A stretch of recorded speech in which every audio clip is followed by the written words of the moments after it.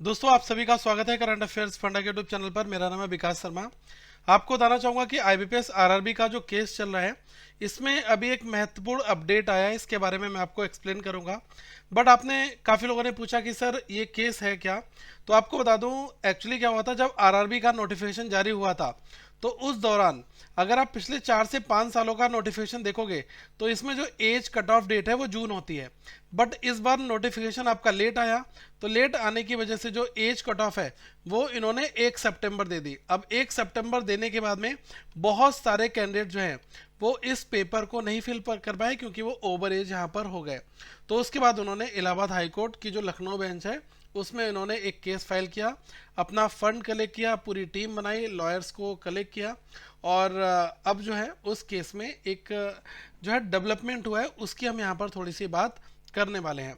तो आपको एक चीज़ यहाँ पर कहना चाहूँगा कि ये जो केस है वो 19 सितंबर को आपका जो है पहली हियरिंग हुई थी। उसके बाद इनको 4 हफ्ते का टाइम भी दिया गया। और 4 हफ्ते का टाइम किसको दिया गया? जो 3 मेजर पार्टीज हैं, जैसे कि आईबीपीएस है, इसको कटघरे में खड़ा किया गया है।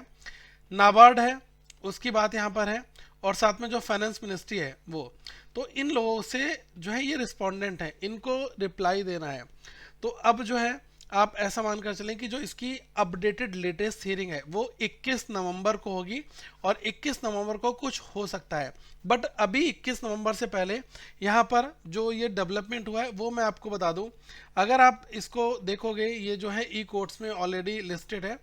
थोड़ा सा स्क्रॉल करके आओगे, यहाँ पर एक डेट आपको दिखाई दे रही होगी। ये डेट क्या है ये मैं यहाँ पर एक्सप्लेन करूंगा। 18 नवंबर 2025 की ये डेट है। और इसमें इन्होंने जो ये मेजर डेवलपमेंट किया है उसकी हम थोड़ी सी यहाँ पर बात करेंगे। अब देखो, ये जो 18 तारीख आपको दिख रही होगी, इसमें एक डॉक्यूमेंट यहाँ पर अपडेट किया गया है। ठीक है, तो अभी ये पेंडिंग है। बट इस डेट में एक डॉक्यूमेंट ये किसने सबमिट किया है?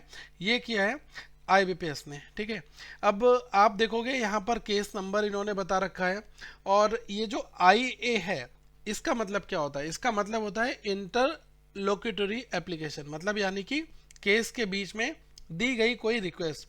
तो अभी जो केस चल रहा है इसकी 21 नवंबर को जो ये लेटेस्ट हियरिंग होने वाली है, उससे पहले बीच में इन्होंने एक एप्लीकेशन दी। क्यों? अब मैं आपको पूरी इसकी भूमिका समझा दे रहा हूँ।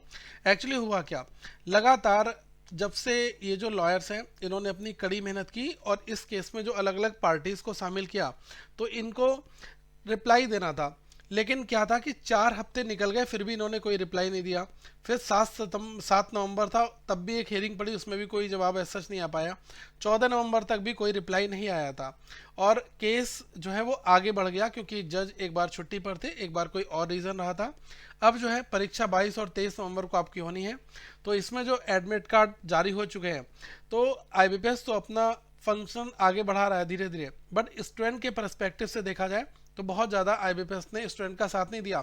उनको क्या करना चाहिए था कि इस चीज़ को क्लोज करना चाहिए था, टाइमली रिप्लाई करके जो भी होना होता देखा जाता।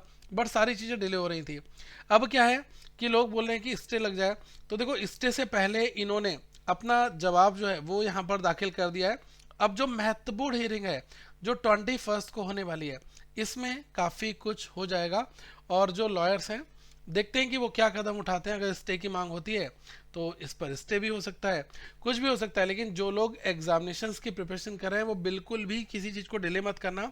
आप अपनी जो आपकी टाइमलाइन है, क्योंकि मैं तो आपको केस से जुड़ा अपडेट बता रहा हूँ, तो जो 22-23 नवंबर आपकी डेट है आप इस हिसाब से प्रिपरेशन करें।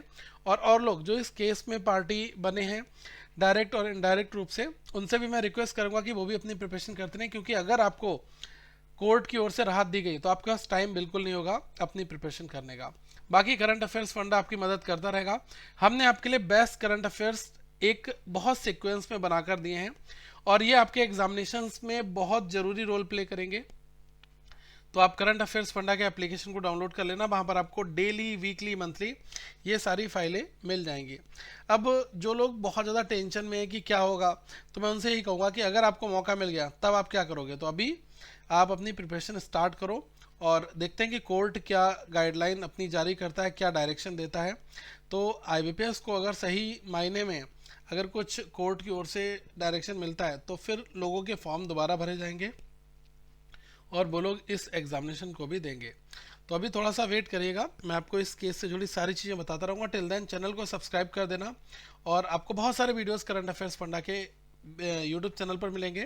प्लस साथ में हमारे एप्लीकेशन में बहुत सारा मटेरियल है, टेस्ट सीरीज फ्री आपको प्रोवाइड करा रहे हैं हम किसी भी कोर्स के साथ में। तो इससे आपको बेनिफिट यहाँ पर मिलने वाला है। तो आगे हम लोग फिर मिलेंगे। अगर अभी भी आपका कोई सवाल है तो प्लीज़ नीचे कमेंट सेक्शन में पूछिएगा, मैं आपकी पूरी मदद करूँगा। Thank you so much guys, have a good day all of you once again, we will meet very soon guys, thank you so much.